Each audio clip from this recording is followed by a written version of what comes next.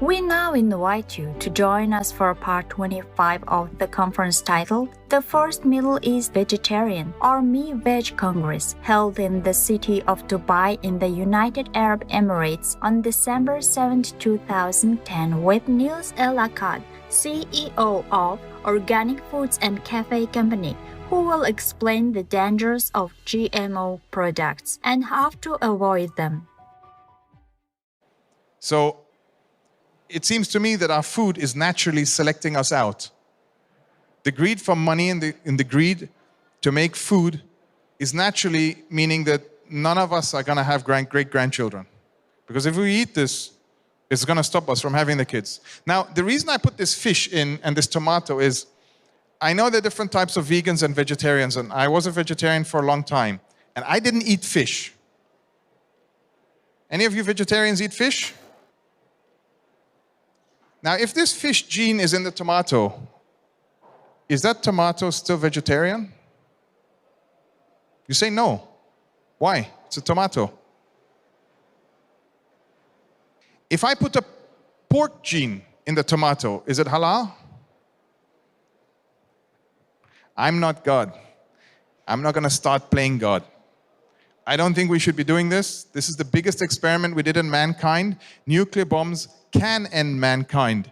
GMOs, I think, will end. And I say I think, because all the evidence I've studied over the years means if we really go full out and do this, there's not going to be many left of us. It is absolutely the worst thing that can happen to our planet. This is what corn was grown for.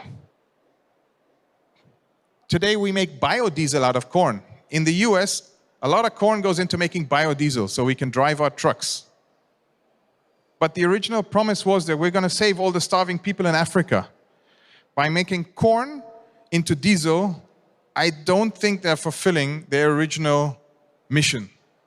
By making bags out of corn, what happened to feed the world?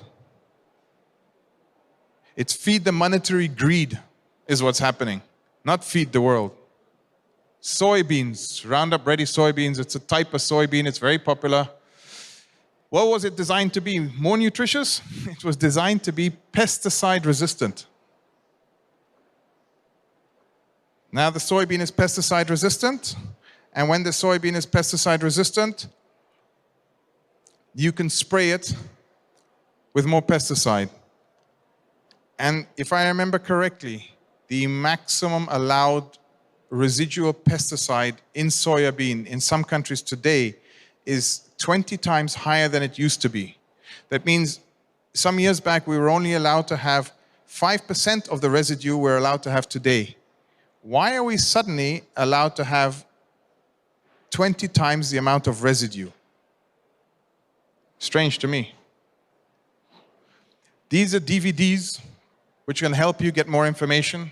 The World According to Monsanto, Seeds of Deception. There's a website, thecampaign.org. These are campaigns. This is information source for you to get about GMOs. There's this ever-long discussion, is it right, is it wrong? There's a lot of money behind it. I've given you my opinion.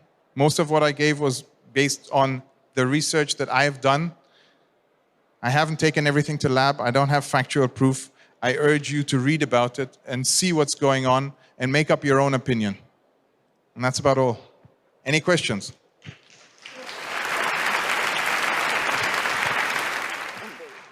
Any questions? Hi, thank you for a very nice speech. And I have a question regarding legislation in UAE. Is there any legislation in place so we can know when we buy the product, is it GMO or is it not GMO? To my knowledge, we're actually not supposed to have GMOs in the UAE. At the same time, I know there was an article in the Gulf News a few years ago where Greenpeace came here and tested products and found that many of the corn chips and other products which contain corn and soybean on the shelves in the supermarket did have GMOs in it.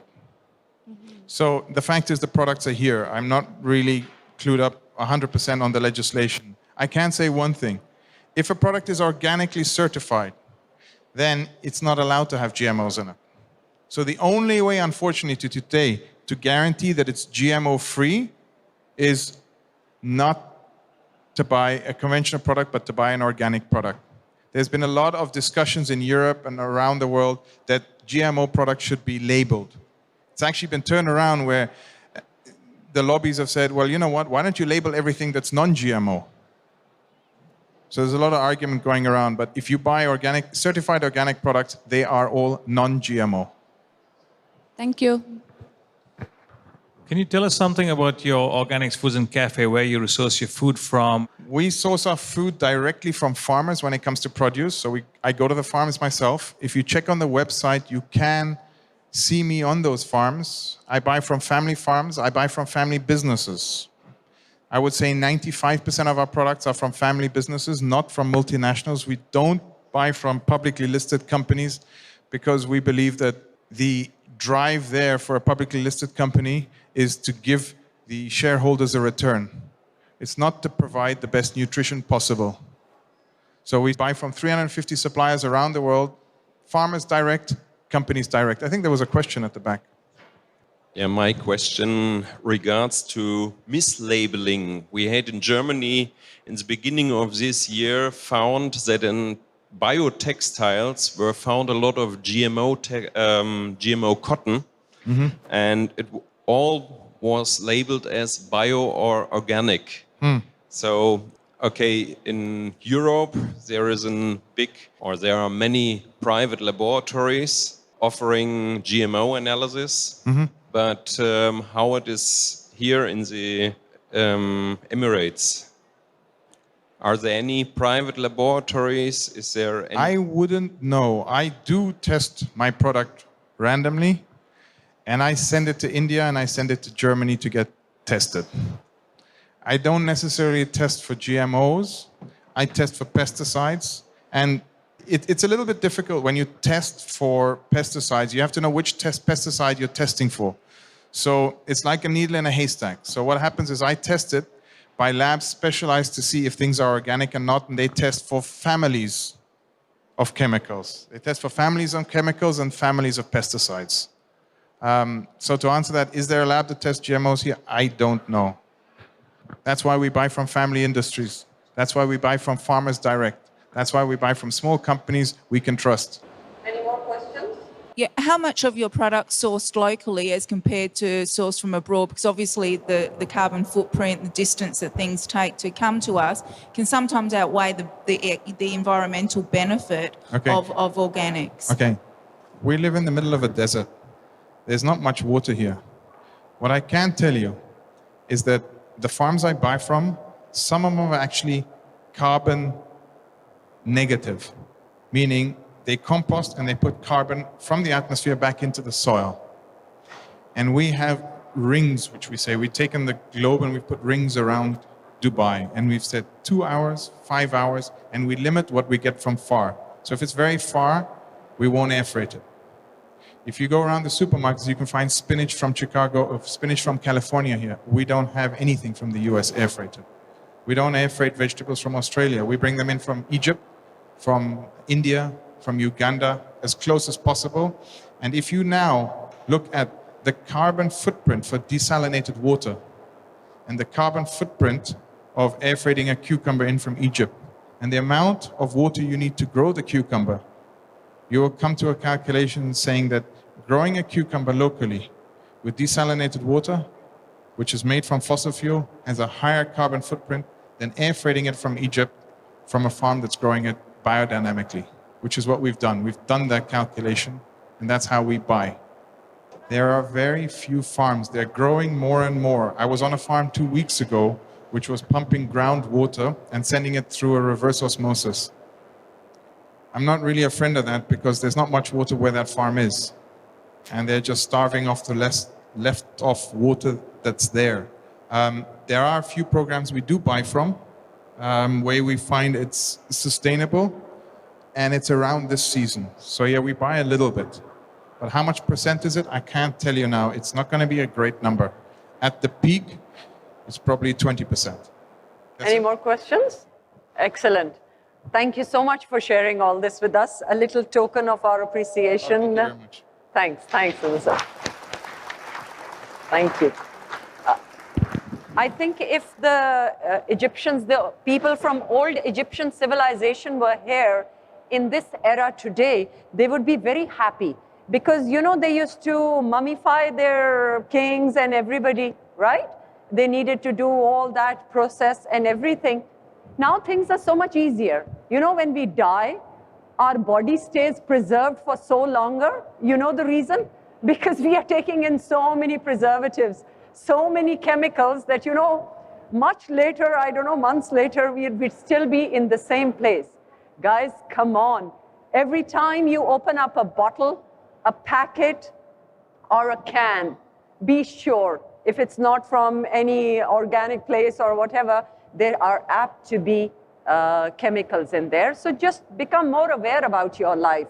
Start taking responsibility for your lives. Who else? You're the only one. We were born alone and we are going to die alone, right? And all the relationships and the loved ones that we make are excellent, but still we are responsible for our own lives and the lives of people around us. So on that note, we are going to be going for some juice and fruits, which is the break now. Thank you.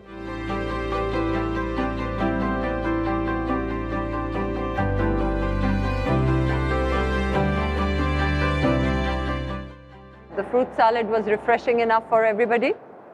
And you're ready for our next session. Just like the morning has been quite exciting, I'm sure the rest of the afternoon will be very informative for some of us. Actually, the concepts which all our wonderful speakers are sharing with us, we already know, but I always quote, have you seen the movie Matrix by any chance? The Matrix? Yeah? Great. And I think my guru in Matrix is Neo. And in that he says, there is a difference between knowing the path and walking the path. So we know what we need to do, but are we actually walking on it? So certain decisions need to be taken from us at some point in our life so that it goes to our next level. We have been doing fine till now. We are successful. We are still healthy, alhamdulillah. But we need to take certain decisions in our life. And for that, we have gathered all these wonderful speakers with us who share their knowledge, who share their experiences, their researches, etc.